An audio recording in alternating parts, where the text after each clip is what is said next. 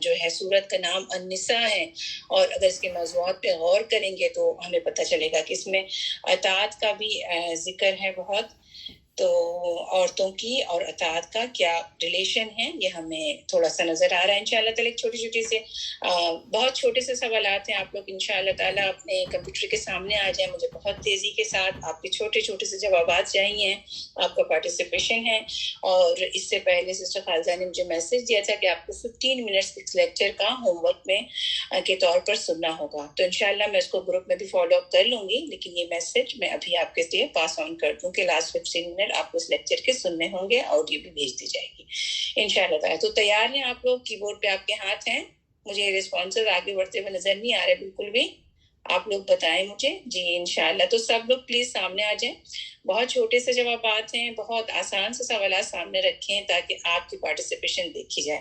اگر اس چھوٹے چھوٹے سے جواب میں جیسے ابھی بھی آپ کا اتنی تیزی کے ساتھ آنسر نہیں آ رہا تو پھر ایسا ہوتا ہے کہ آپ جو ہے وہ پھر اس کو وہ رسپیکٹ نہیں کر رہے نا کہ جو آپ کے لیے کام ہو رہا ہے. انشاءاللہ کی بورڈ پہ ہاتھ رکھیں. سورہ النساء کو عدل اور رحمہ بھی کہا جاتا ہے، اور کیا وجہ ہے کہ اس میں کمزوروں کے حقوق کی بات ہے یا رحمت اور مغفرت کی بات ہے؟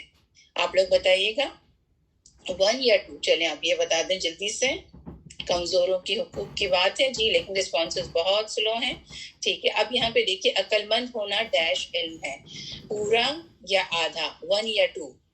ٹھیک ہے، پورا علم ہے. کس کو پورا لگ رہا ہے؟ آدھا علم ہے. آدھا علم انسان کا عقل مند ہونا ہوتا ہے، اور آدھا علم انسان خود بات کو سمجھ لیتا ہے. یہ سن کر کے جو مجھے آج ریمائنڈر 10 سال بعد ملا، دوبارہ یہ لیکچر سنا تو مجھے بہت خوبصورت لگا کہ واقعی اگر آپ عقل مند ہوں تو آپ آدھی بات بھی سمجھتے ہیں تو اس میں ایڈ کر کے آپ بہت کچھ سمجھ جاتے ہیں. اور یہ ہے کہ السفہاء بے وقوفی کی کیا وجہ لیکچر سے ہمیں پتہ چلی. کیا ہے؟ نمبر 1، نمبر 2، نمبر 3 کیا ہے؟ عمر کی کمی ہے. السفہاء کا مطلب عمر کی کمی سے ہوتا ہے یا عقل کی کمی سے ہوتا ہے یا دین کی کمی سے؟ بتائیے گا. ٹھیک ہے، کچھ لوگ 2 بتا رہے ہیں، 3. ٹھیک ہے، اور کئی لوگوں کا آل آنسر آیا تھا، 3 آیا تھا. تو یہ تینوں ہی باتیں، ویسے تو آنسر آپ کے سامنے یہاں پہ رکھا ہوا لیکن اس کو انشاءاللہ دیکھنے کی ضرورت نہیں. بہت چھوٹی چھوٹی سی باتیں آپ کے لیے نکالی تھی. اب یہ بتائیے کہ ہوب جو ہے وہ کیسا گناہ ہوتا ہے؟ ہوبن کبیرہ جب ہم پڑھتے ہیں، یہ خاندانی، معاشرتی یا نجی؟ ٹھیک ہے. نمبر 1 آپ لکھ رہے ہیں، تیزی کے ساتھ لکھیں. نمبر 2 ہے یا نمبر 3 ہے؟ کیسا گناہ ہوتا ہے؟ اسم بھی گناہ ہوتا ہے، لیکن وہ کام جو انسان کر سکتا ہے لیکن وہ نہیں کرتا، اس کی ڈیفینیشن مختلف ہے، لیکن خاندانی گناہ کے لیے آیا. تو یہ ایک تو خاندانی گناہ ہے اور یہ بڑا گناہ ہے. یتیم کسے کہتے ہیں؟ وہ بچہ جس کا باپ بلوغت سے پہلے فوت ہو جائے، یعنی نمبر 1، یا وہ بچہ جس کا باپ فوت ہو جائے. کون سی کیٹیگری آپ پک کریں گے؟ 1. ماشاءاللہ. اچھا، سورہ النساء کی پہلی آیت حصہ ہے کس کا؟ خطبہ جمعہ کا حصہ ہے یا خطبہ نکاح کا؟ ٹھیک ہے، خطبہ جمعہ یا نکاح، یعنی 2. اوکے، سب لوگ 2 کہہ رہے ہیں. ویسے تو عام خطبہ کے بارے میں بھی کہا کہ عام خطبے میں بھی ہوتا ہے، اور خطبہ نکاح کا تو یہ حصہ ہے، اس سے پتہ ہے. اور اس میں کس چیز کا ذکر ہے؟ پہلی آیت میں تقویٰ کا ذکر ہے. تو یہ خاندانی معاملات، یہ رشتے، یہ محبت، یہ چیزیں تقویٰ کے بغیر نہیں چل سکتی. ٹھیک ہے انشاءاللہ. اور آگے دیکھتے ہیں کہ معاشرے کے کمزور طبقے کون کون سے ہیں. اب بتائیے گا، یتیم، عورتیں، اور یہاں پہ تیسرا آپشن بتائیے گا، یتیم اور عورتیں، اور چوتھا آپشن ہے نچلا طبقہ. یہاں پہ میں ڈیش ڈالنا بھول گئی، تو آپ بتائیے نمبر 1، نمبر 2، 3 اور 4. اوکے، 3 یعنی یتیم اور عورتیں دونوں جو ہیں کمزور. تو مانتے ہیں ہم اس بات کو؟ آج کی عورتیں تو ماننے کو تیار ہی نہیں ہیں کہ وہ کمزور ہیں. الحمدللہ چینجز بھی آئی ہیں معاشرے میں، جس کی وجہ سے بھی اس کو بہت مقام تھوڑا سا ڈفرینٹ ہوا ہے، لیکن اسلام نے تو ہمیشہ سے مقام دیا رکھا ہے. یہ معاشرہ ہے جس نے پیچھے کیا تھا اس کو. اچھا، تحفہ ڈیش کے لیے دیا جاتا ہے، احسان جتلا کر کام نکلوانے کے لیے دیا جاتا ہے، فرض ادا کرنے کے لیے، یا محبت بڑھانے کے لیے؟ جلدی جلدی بتائیے گا آپ لوگ. Number 3 good. اور گناہ کبیرہ کو کبیرہ کیوں کہتے ہیں؟ کیونکہ ریزن نمبر 1 اللہ کی نظر میں بڑا ہے، نمبر 2 انجام کے اعتبار سے بڑا ہے، اور نمبر 3 معاشرے میں فساد کے لحاظ سے بڑا ہے. کون سا آپشن آپ پک کریں گے اس میں؟ اوکے، جو نمبر 3 لکھ رہے ہیں ان کا کیا مراد ہے ان کی؟ گناہ کبیرہ. تو چلے ہم آگے انشاءاللہ تعالی دیکھتے ہیں. یہاں تو یتیم اور عورتیں ہیں، تحفہ ہے، اور جواب میں نے کیا لکھا ہے یہاں پر؟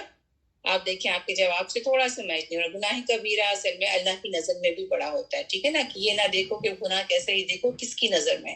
پھر یہ کہ اس کا انجام کے اعتبار سے بھی برا ہوتا ہے, نہیں اس کی جو سزا ہے وہ بھی بہت بڑی ہوتی ہے, آخرت میں انجام کے اعتبار سے بھی بڑا ہوتا ہے, اور معاشرے میں فساد کے لحاظ سے بھی وہ بڑا ہوتا ہے. جیسے چغلی اگر گناہ کبیرہ ہے تو آپ دیکھیں یہ کتنا فساد پھیلاتی ہے نا, گھروں کو تباہ کر دیتی ہے. تو وہ 3 ہیں.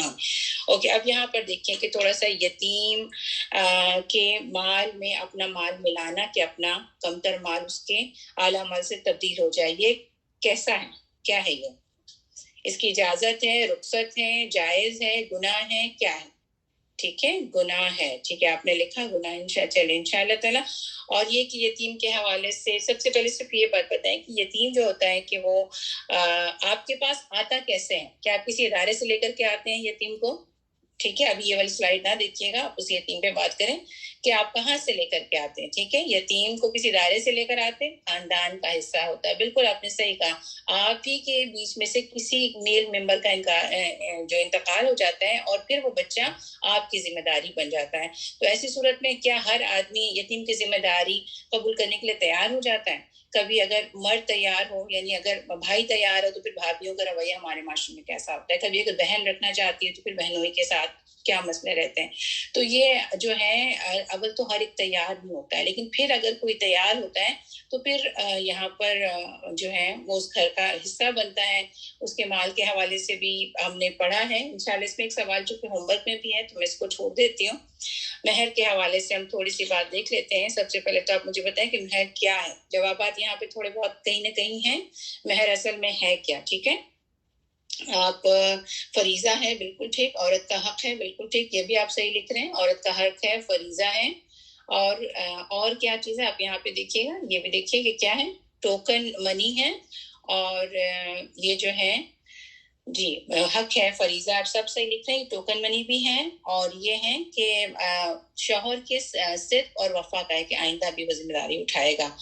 اچھا, یہ بتائیے کہ مہر میں اگر عورت کو مہر مل جاتا ہے اور اس کو واپس شوہر کو کچھ تحفے میں دیتی ہے تو ایسا دینا جائز ہے؟ کیا مرد کو حنیم مریم کے حوالے سے کوئی غلط ہوگا؟ نہیں, بلکہ اس طرح لینا جائز ہے. لیکن عورت کو پریشر ڈال کے دبا کر کے یا مہر کو دینا ہی نہیں, یا یہ بات سمجھنا کہ مہر مانگنا ہی نہیں چاہیے عورت کو, یہ سب کیا چیزیں ہیں؟ یہ سب غلط ہے. عورت کا مانگنا بھی پھر کوئی گناہ نہیں ہے. اور کہ عورت مہر جو ہے وہ اس کے ولی کو دینا چاہیے یا عورت کے ہاتھ میں دینا چاہیے؟ ٹھیک ہے, کس کو دینا چاہیے؟ عورت کے ہاتھ میں دینا چاہیے.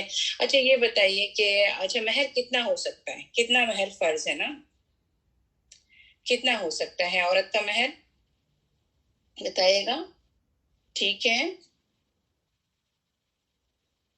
ٹھیک ہے, اوکے. اصل چیز یہ ہے ذکر کے مسنون طریقے دے دیں, لیکن کم سے کم اور زیادہ کی کوئی حد نہیں ہے, اور دی جا سکتی ہے. آپ لوگ نے مرد کی حیثیت بھی کہا ہے, لیکن ایک بک میں میں نے شاید استاذہ نے بھی لیکچر میں مینشن کیا ہو, لیکن ایک بک میں نے یہ بھی پڑھا تھا کہ یہ عورت کی حیثیت پر بھی ہوتا ہے. اور اس کی تدبیر اس بات سے بھی ہوتی ہے کہ جب ایک کسی کا جیسے نکاح فکس ہو جائے مگر جو ہے وہ رخصتی نہ ہو تو اس وقت بعض دفعہ مہر فکس نہیں ہوتا. اب ایسے میں اگر طلاق ہو جاتی ہے تو مہر مثل دینا پڑتا ہے, یعنی جو اس کی بہن کا مثل ہے وہ مہر دینا پڑتا ہے. اس سے پتہ چلتا ہے کہ عورت کی حیثیت بھی بہت کاؤنٹ کرتی ہے, اور اس سے بھی عورت کی حیثیت سے عورت کا مقام بھی پتہ چلتا ہے. اور یہ بھی کہ اگر کوئی بڑی اچھے گھرانے کی, اچھے ماں باپ کے, اچھے کھاتے پیتے گھرانے کی لڑکی ہے تو پھر آدمی جو ہے اس کو اتنی ہی مہر دینی چاہیے نا. یہ بھی سے ایک پوائنٹ پتہ چلتا ہے. انشاءاللہ آگے ہم دیکھتے ہیں یتیم اور جو ہے. اچھا, ایک اور یہ مہر کے حوالے سے بہت امپورٹنٹ چیز تھی کہ ہماری یہاں منہ دکھائی میں بہت کچھ دیا جاتا ہے. ٹھیک ہے, آپ بتائیں منہ دکھائی میں اگر نہ دیں تو پھر زندگی پر تانا ملتا ہے؟ منہ دکھائی میں کتنی بڑی بڑی چیزیں دی جاتی ہیں. منہ دکھائی کیا چیز ہے؟ روایت ہے, معاشرہ ہے, حق ہے, فریضہ ہے, کیا ہے؟ آپ اس پہ غور کریں کہ منہ دکھائی میں اگر کوئی نہ ملے تو لوگ ایک تو سب کو دکھاتے بھی ہیں اور پوچھتے, اگر نہ ملنے پہ سب سے پہلا کام جو شادی کے بعد ہوتا ہے نا, لوگ پوچھتے ہیں مہر وہ منہ دکھائی میں کیا ملا. آپ دیکھیں مہر میں کوئی پوچھتا ہی نہیں ہے کہ مہر تمہیں ملا کہ نہیں ملا. تو ہمارے معاشرے میں مہر کی بات ہی نہیں ہوتی, جبکہ منہ دکھائی میں اس سے زیادہ زیور چڑھائے جاتے ہیں, بلکہ تحفتاً زیور بھی دیا جاتا ہے اور پھر منہ دکھائی الگ سے دی جاتی ہے. تو شیطان نے کیا کیا, منہ دکھائی دینے کو اتنا کمپلسری کر دیا کہ مہر کا بالکل ذکر پیچھے چلا گیا. اور دوسری چیز یہ ہے کہ جو ہے مہر ہمارے انڈیا معاشرے میں اسپیشلی روکتے کیوں ہیں, کیا وجہ بنتی ہے مہر کو روکنے کی؟ آپ کو اندازہ ہے کچھ؟ کیونکہ خلا کے وقت میں ایسا ہوتا ہے کہ عورت اپنا کچھ حصہ مہر کا دے کر کے واپس لے سکتی ہے. تو اس میں ایک تو دو طرح کی بات آ گئی کہ مہر عورت کے ہاتھ میں پیسہ ہوگا ہی نہیں تو طلاق لینے کی جلدی نہیں کرے گی, خلا کرے گی نہیں. دوسری بات یہ ہے کہ اس سے دل کی تنگی بھی پتہ چلتی ہے کہ پہلے سے اس کو دبا کے رکھا ہوا ہے تاکہ شاید ہمیں دینا پڑے یا نہ دینا پڑے. تو مہر بہرحال فرض ہے اور دینا چاہیے. اور یہ کہ اب تھوڑی سی ٹائم تو اوپر ہوگی, 1 منٹ میں اس کو فنش کر دیتی ہوں. یتیم عورتوں کے ساتھ حسن سلوک کا اجر زیادہ ہے. کیوں ہے؟ اب دیکھیے اجر کیا ہے نبی صلی اللہ علیہ وسلم کے ساتھ. اور صلہ رحمی سے کیا ہوتا ہے, تقدیر بھی بدل جاتی ہے, لیکن عمر اور رزق میں اضافہ ہو جاتا ہے. آپ نے یہ بتانا ہے کہ بتائیے کیوں ایسا کیوں ہے, کیوں اس نیکی پر, صلہ رحمی کی نیکی پر اور یتیم کی پرورش پر اتنا زیادہ اجر کیوں؟ کچھ ذہن میں ہے آپ لوگوں کے کہ کیا چیز ہو سکتی ہے؟ اگر اس بات کو ذہن میں رکھیں تو پورا چیپٹر ہمیں سمجھ میں آ جاتا ہے کہ گناہ کرنے کے مواقع آسان ہو تو گناہ سے بچنے کا اجر بھی زیادہ ہوتا ہے. ٹھیک ہے, اور اگر نیکی کرنے کے مواقع آسان ہو تو گناہ کی پکڑ بھی زیادہ ہو جاتی ہے. اللہ کا حکم بالکل صحیح کہا آپ نے, مشکل کام میں یہ بھی صحیح کہا. تو رشتہ ناستوں کو جوڑنا آسان نہیں ہوتا. صلہ رحمی کیا ہوتا ہے کہ کوئی کٹ رہا ہے تو آپ اس کو دیں, تو اور صلہ رحمی ہو نہیں سکتی جب تک آپ احسان پہ نہ جائیں.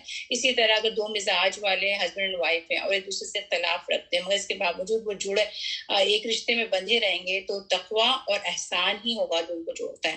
تو وہ نیکی جتنی مشکل ہوگی, جو جتنی مشکل میں نیکی کی جائے گی تو اس کا اجر زیادہ ہوتا ہے. لیکن جہاں گناہ کے مواقع نیکی کرنے کے مواقع آسان ہو تو پھر گناہ کی پکڑ بھی پھر زیادہ ہو جاتی ہے. دو بہت کی پوائنٹ ہیں. تو صلہ رحمی ٹھیک ہے, تو ہم نے پڑھی انشاءاللہ تعالی یہیں تک رکھتے ہیں. سبحانک اللہم و بحمدک نشہد ان لا الہ الا انت نستغفرک و نتوب الیک. آپ لوگوں نے بہت اچھی پارٹیسپیشن کی, اور جب آپ لوگ ساتھ ہوتے ہیں تو یقیناً جو ہے آپ لوگوں کی انڈرسٹینڈنگ کا جتنا زیادہ پتہ چلتا ہے اتنی زیادہ پھر خوشی ہوتی ہے. اللہ تعالی ہم سب سے قبول کریں. سبحانک اللہم و بحمدک نشہد ان لا الہ الا انت نستغفرک و نتوب الیک. السلام علیکم و رحمۃ اللہ وبرکاتہ.